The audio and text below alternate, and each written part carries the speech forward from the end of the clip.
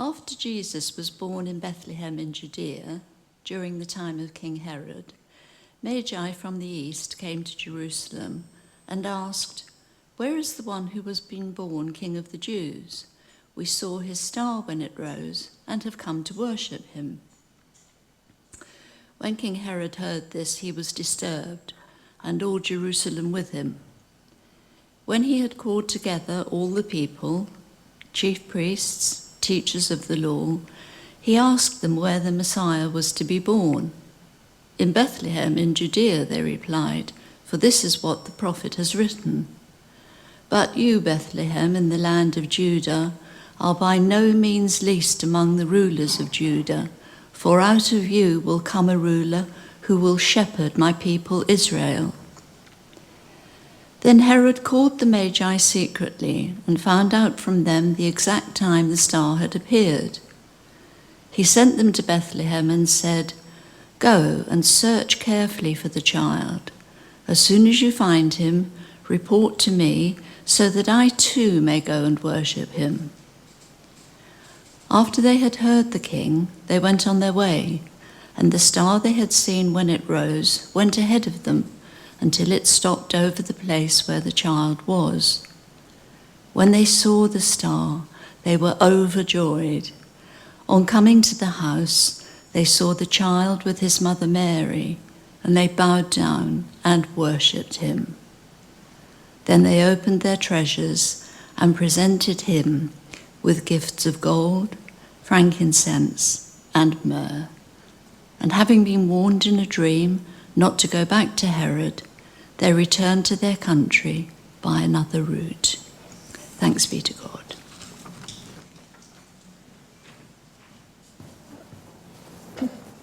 I do hope you've had a good Christmas, and it seems incredible that we're already back celebrating the new year. These last 2 weeks have gone really quickly.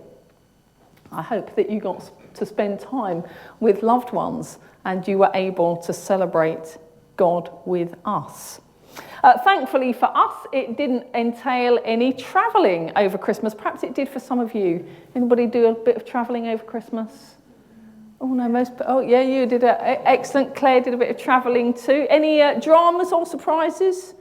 No. Do you have any dramas? No. Lost my iPad. Oh dear. Oh no, that is okay. Excellent. And lost iPad. Any dramas or surprises? Children. Ill. Oh, I know. Yeah, we had a lot of ill children in the families, I think, didn't we? And a lot of ill adults as well. Yeah, we do a lot of sympathising with that. You won't be surprised that I'm going to reflect on somebody else's journey today, and indeed their unexpected destination. I'm sorry, I'm going to move this. I end up just dancing around it for the entire moment. I'm too small, that's my problem. I need to grow. We are, of course, thinking about the Magi and their arrival at Bethlehem. Bethlehem, of course, also known as the House of Bread. And slightly ironically is where they come to worship the Christ child, who will, of course, become the bread of life. I do love those little connections that are made. Who are these intriguing characters and what is their story? Did anybody get the privilege of going to a school nativity this year?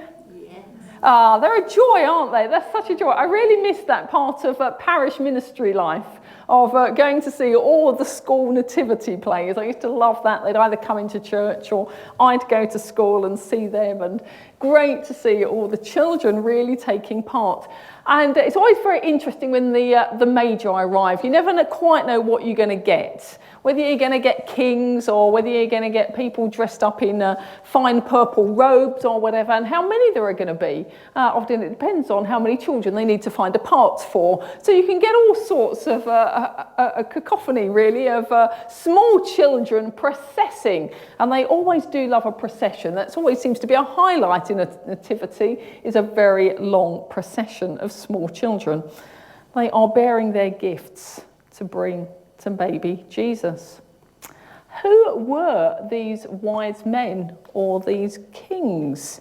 In many ways, they're a bit of an enigma, but it's fascinating. Matthew, in just a few short words, manages to tell us quite a lot about them. They are, of course, referred to as Magi. Probably not kings, maybe wise men. They were probably men of science, so perhaps astrologers, those who studied the stars, most likely intellectuals, scholars. They may have been from a priestly caste, a priestly class. They were certainly prosperous because of the gifts that they brought.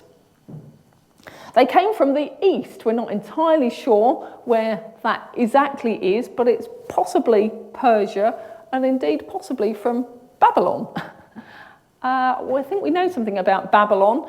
How did they, well, I'll get to that a bit. Yeah, so Babylon, of course, where Israel went into exile. So they may have come from that part of the area. Just hold that thought for a minute. They were politically astute. They knew where to go when they arrived. They knew to go and see Herod. Polished diplomats, they knew how to treat Herod. These were men who were highly skilled. They had integrity. They were intrepid. We learned from their journey they had resilience and determination. In complete contrast to the shepherds who rocked up. They were a completely different group of people. They were Gentiles for a start. We have, these lowly, humble, poor shepherds on one hand, and these wealthy, scholarly, wise, politically astute Gentile on the other hand. They both come to worship Jesus in the manger, the infant child. I wondered a bit about, as you know, I quite like doing those whole links between New Testament and Old Testament. Where does this story originate from in the Old Testament? And I love to look back and to look forward, see those links between the two. And wondering about where's the prophetic evidence in the Old Testament that directs us forward to the wise men arriving. Isaiah 60 is the place to look. Let me just read to you from Isaiah 60. Arise, shine, for your light has come, and the glory of the Lord rises upon you. See, darkness covers the earth, and thick darkness is over the peoples. But the Lord rises upon you, and his glory appears over you. Nations will come to your light, and kings to the brightness of your dawn. It goes on, verse 6. Herds of camels will cover your land, young camels of Midian and Ephah, and all from Sheba will come, bearing gold and incense, and proclaiming the praise of the Lord. All Kedar's flocks will be gathered to you. The rams of Nebaioth will serve you. They'll be accepted as offerings on my altar, and I will adorn my glorious temple. Perhaps they're words from Isaiah, particularly the first couple of verses, arise, shine, for your light has come. They might be familiar to you. And like me, I suspect you have read them several times and just skipped over them, going, oh, I quite like those verses, but what do they mean? Of course, Isaiah was a prophet writing to Judah, wanting to warn them of God's coming wrath and saying, get your life sorted, sort yourselves out, guys, because if you don't, there's going to be trouble down the line.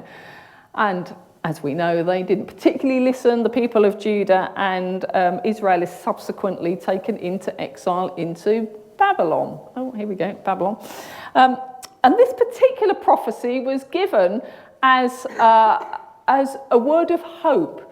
We've had all the bad stuff, all the difficult prophecies in Isaiah saying, sort your lives out, otherwise this is going to be terrible. The Lord is going to come and reprimand you for all that you're doing. So now Isaiah is wanting to give them hope.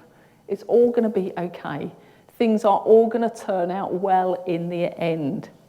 And actually, this particular prophecy was really given and understood by those of the age, especially when they were in Babylon, I suspect, that it was about, they interpreted it about giving them hope that Jerusalem would be restored, because that was the big thing about exile. They were away from their home state, Jerusalem, the big key city where they brought their worship. They had lost their centre of worship, where it was all based upon.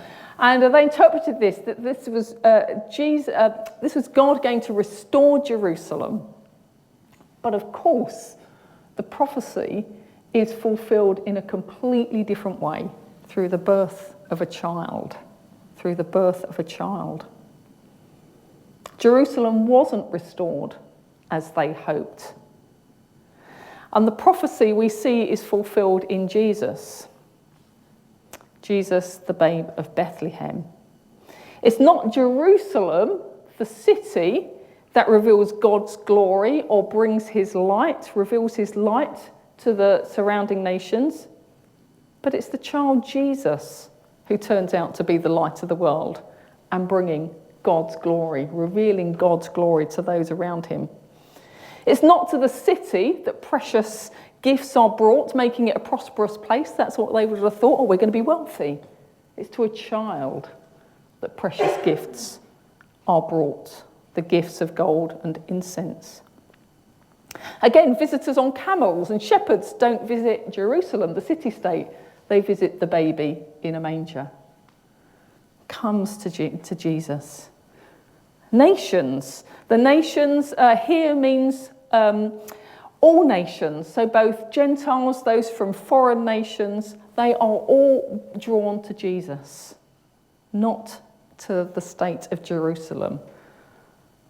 Jesus is the one who fulfills this prophecy, and we see the Magi as part of that fulfillment.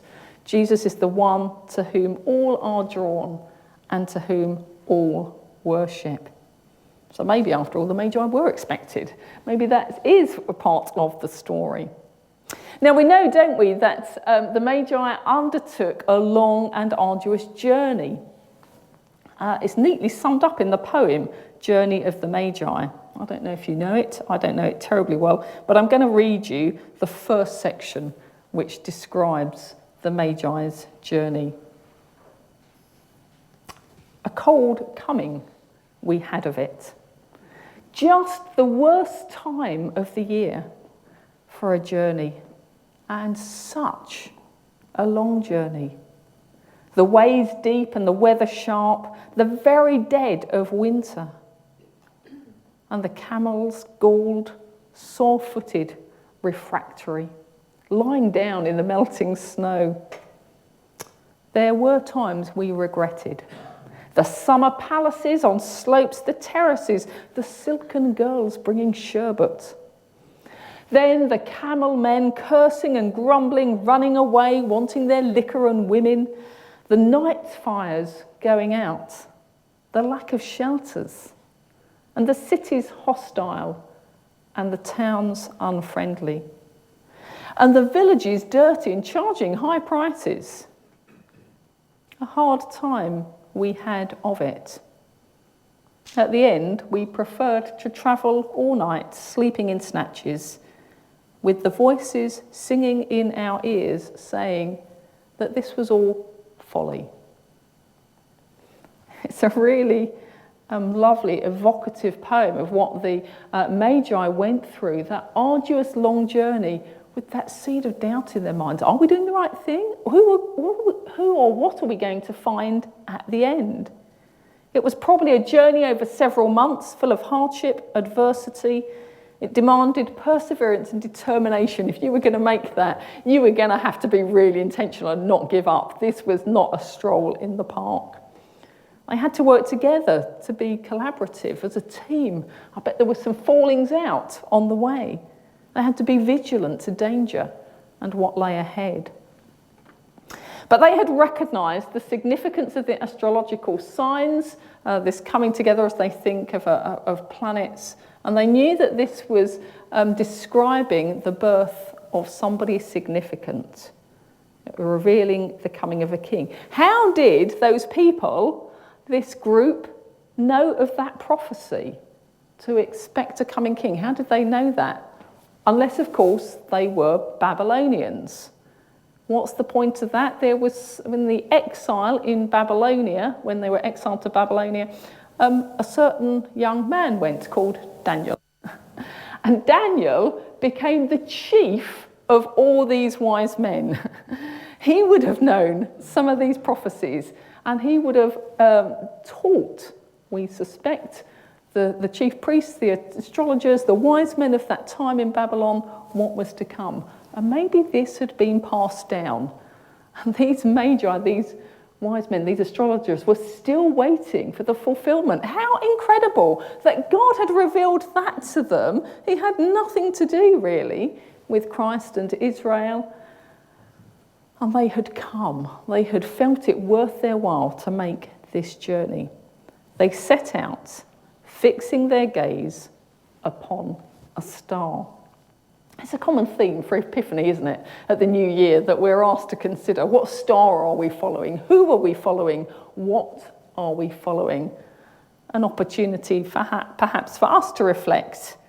Are we following Jesus in all areas of our life, or are there some in which actually we have put other things first and where other influences are more important? What are we following? We remembered at Christmas time, and I talked about this, Jesus as Emmanuel, God with us. The God who's already there, who doesn't need searching for. But sometimes, for us to recognise God, we do need to go on a journey. It might be a spiritual journey that we need to go on to discover Jesus among us. And some of that might involve us having to let go of things that distract us from him.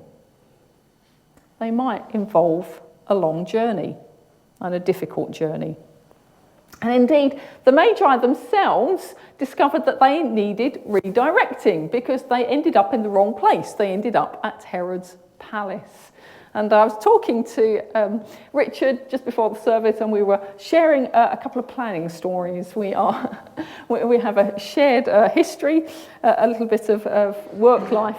And many years ago now, I worked in Scotland as a town planner and in the authority of Angus. I don't know if anybody knows Scotland, but they have some very large geographical districts. Angus is huge, absolutely massive.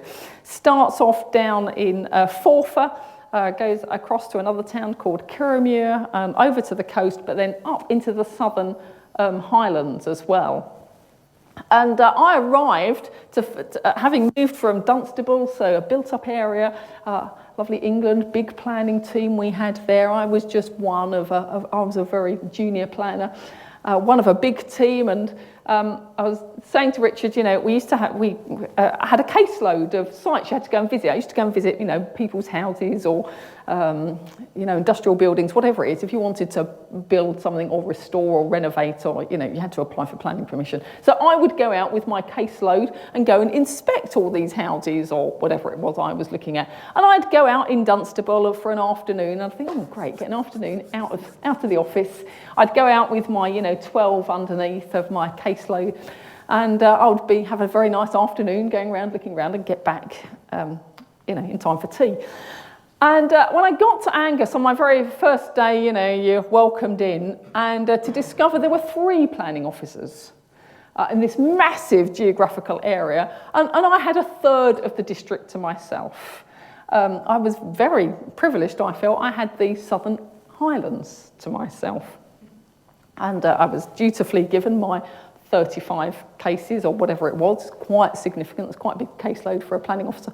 And anyway, so later on in the week, I thought, well, I better start making my site visits then. So I picked up my 12, kind of planned my route, pre-sat-nav days, bearing in mind, no such joy of that. So I had my OS map, because that's literally what you needed to go out. And I felt over the months that I was there a bit like a rally driver, because I quickly realised that in my 3 hours that I was out for, and I'd managed 2 site visits or whatever it was, that this was going to take quite a long time.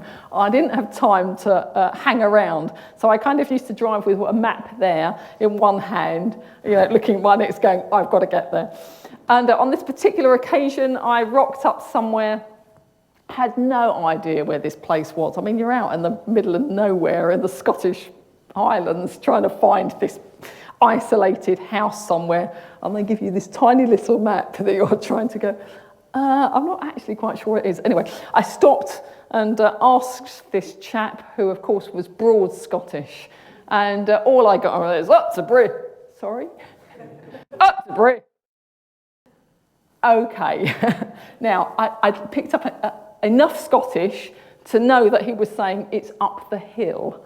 Okay, great. And indeed, I did go up the hill and I did find it. But there was quite a lot of those moments that I had in Scotland, that there was a bit of communication problems because I was a southerner.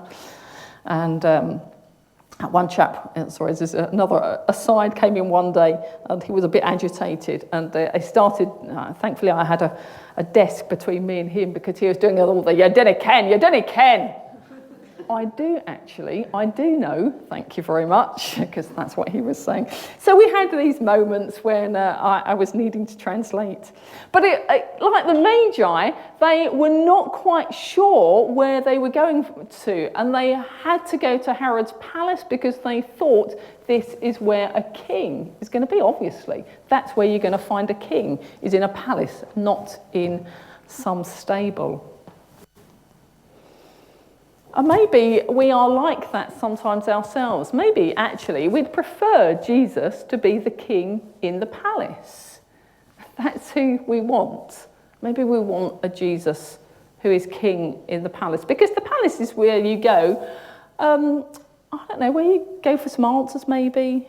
You want to visit a king who's going to sort out our problems, who's going to give us those answers, who's going to give us a map when we're looking for direction, who's going to fix our situations. But instead, the Magi are redirected to a baby in a manger.